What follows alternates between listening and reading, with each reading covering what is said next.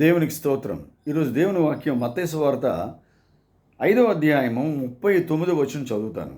నేను మీతో చెప్పునదేమనగా, దుష్టుని ఎదిరింపక నిన్ను కుడి చెంప మీద కొట్టువాని వైపునకు ఎడమ చెంప కూడా త్రిప్పుము. దేవునికి స్తోత్రం. చూడండి, ఎంత అమూల్యమైన మాట మనం అర్థం చేసుకుంటే, మన ఎవరైనా సరే ఒక దెబ్బ కుట్టారనుకోండి, వెంటనే మనం ఏం చేస్తామండి? వెంటనే వాళ్ళని కొట్టడానికి ప్రయత్నం చేస్తాం. ఇది మానవ సహజం అండి. అరే, నేనేం చేయలేదే, ఊరికనే కొట్టావని అతను మీద తిరగబడతాం.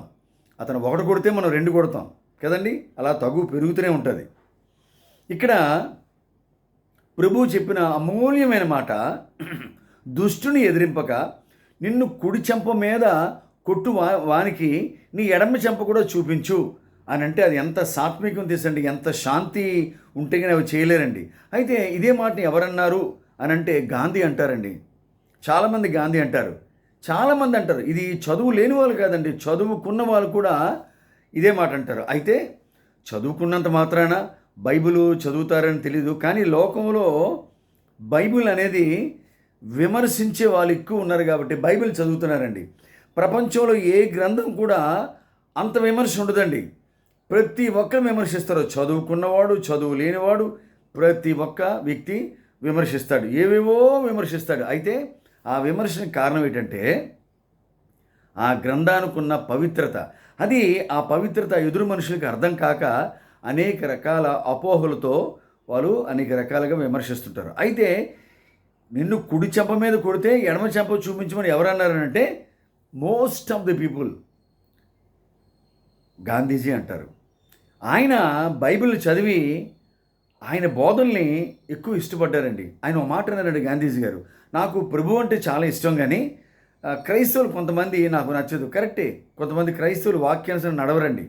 ఏదో నామమాత్రంగా చర్చికి వెళ్తారు, మళ్ళీ సోమవారం శనివారం వరకు మామూలుగే. మా లోకంలో మనుషులు ఎలా ఉంటారో అదే విధంగా సినిమాలు మామూలుగా ఉంటారు అని అందరూ కాదండి, అందరూ కాదు. కొంతమంది మాత్రం వాళ్ళకి వాక్యం అర్థం కాక మామూలుగా వాళ్ళు ఉంటారు, సామాన్యంగా ఉంటారు. అంటే ఇక్కడ ఏమిటంటే, ప్రభువుని నమ్మిన తర్వాత ఆయన వాక్యానుసారం నడుచుకోవాలండి. ఇప్పుడు ఫర్ ఎగ్జాంపుల్ ఆయన వాక్యానుసారంగా నడుచుకున్నప్పుడు ఎలా ఉంటాడంటే, ఒక ఏదో మాటలోని ఒక రోడ్డు మీద వెళ్తున్నప్పుడు చిన్న యాక్సిడెంట్ అయింది, ఆ చిన్న డాష్ అయింది అనేసరికి అతను మనకు అంటాడు, నీ కళ్ళు గట్టి లేవాయా అని కొద్దిగా నేను అన్ని మాటలు కాకుండా కాస్త వ్యంగ్యంగా మాట్లాడతాడు. అది నేను పలకూడదు కాబట్టి నేను మాట్లాడడం లేదు, ఎందుకంటే అవి నిషిద్ధం. ప్రభు నమ్మకపోతే నేను ఇప్పుడు వెంటనే చెప్పేవాడిని, కానీ ప్రభు నమ్ముకున్నాను కాబట్టి అటువంటి హేయమైన మాటలు ఏ క్రైస్తవుడి నుంచి రాకూడదు. అయితే ఆయన ఏమయ్యా కళ్ళు కనిపించలేదు అంటూ కొద్దిగా వ్యర్థమైన మాటలు మాట్లాడుతున్నప్పుడు, లేదండి నా వల్ల పొరపాటు అయిపోయింది, నేను చూసుకోలేదు, బ్రేక్ వేశాను, కానీ ఇలాగ మిమ్మల్ని డాష్ అవ్వడం జరిగిందండి, నన్ను క్షమించండి, సారీ అండి. ఒకవేళ ఏదైనా మీ బండి డ్యామేజ్ అయితే నన్ను క్షమించి దాని డబ్బులు కూడా ఇచ్చేస్తానండి, తప్పుగా అనుకోకండి అని చెప్పి నువ్వు సాత్వికంగా మాట్లాడితేనా పర్లేదులండి అని వెళ్ళిపోతాడు. అదే నువ్వు అతనిలాగే కళ్ళు కనిపించలేదంటే మనం ఏదో వ్యర్థంగా మాట్లాడామనుకో, అక్కడ అనవసరంగా గొడవ అవుద్ది.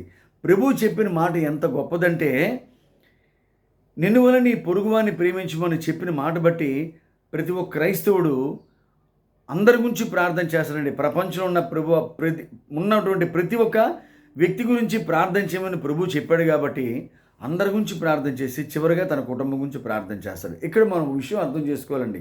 మనం ఎదురు మనుషులు ఏ విధంగా ప్రవర్తిస్తున్నారో అదేవిధంగా మనం ప్రవర్తిస్తే అక్కడ తేడా ఉండదండి. నువ్వేం క్రైస్తవుడివి, అతనికి నీకు తేడా ఏమిటి? క్రైస్తవుడు అంటే ఒక ప్రత్యేకమైన జీవితం, ఒక ప్రత్యేకమైన నడవడిక, ఒక ప్రత్యేకమైన మాటలు, కృప, దేవుని కృప. ఏదైనా సక్సెస్ అయిందనుకోండి, దేవుని కృప అండి, ఆయన కృపను బట్టి నేను చేశాను. లోకంలో మనుషులు అంటారు తెలుసా, ఇట్స్ మై గ్రేట్నెస్, కష్టపడ్డానండి, రాత్రనక పగలనక కష్టపడ్డాను అంటారు. నువ్వెంత కష్టపడినా దేవుని అనుగ్రహం లేకపోతే నువ్వేమీ సాధించలేవు. అయితే ఆ సత్యాన్ని వాళ్ళకి తెలియదండి. వాళ్ళ గొప్పతనం వాళ్ళ మనుషుల మెప్పు గురించే ప్రయత్నం చేస్తారు. క్రైస్తవుడు ఎప్పుడు కూడా మనుషుల మెప్పు గురించి ప్రయత్నం చేయడు. ఎప్పుడూ దేవుని కృప గురించి, దేవుని మీద ఆధారపడతాడు, దేవుణ్ణే స్తుతిస్తాడు, దేవుణ్ణే కీర్తిస్తాడు, దేవుణ్ణే మహింపరుస్తాడు, నిత్యం దేవుణ్ణే ధ్యానిస్తాడు, నిద్రలు కూడా దేవుణ్ణే ధ్యానిస్తాడు. ఆ వాక్యాన్ని ధ్యానిస్తే ఎప్పుడు ఆ వాక్యమే దేవుడు ఉన్నాడు కాబట్టి మన హృదయంలో ఉంటాడు. దేవునికి స్తోత్రం. దేవుడి మాటలు దీవించి ఆశీర్వదించును గాక. Amen, amen, amen.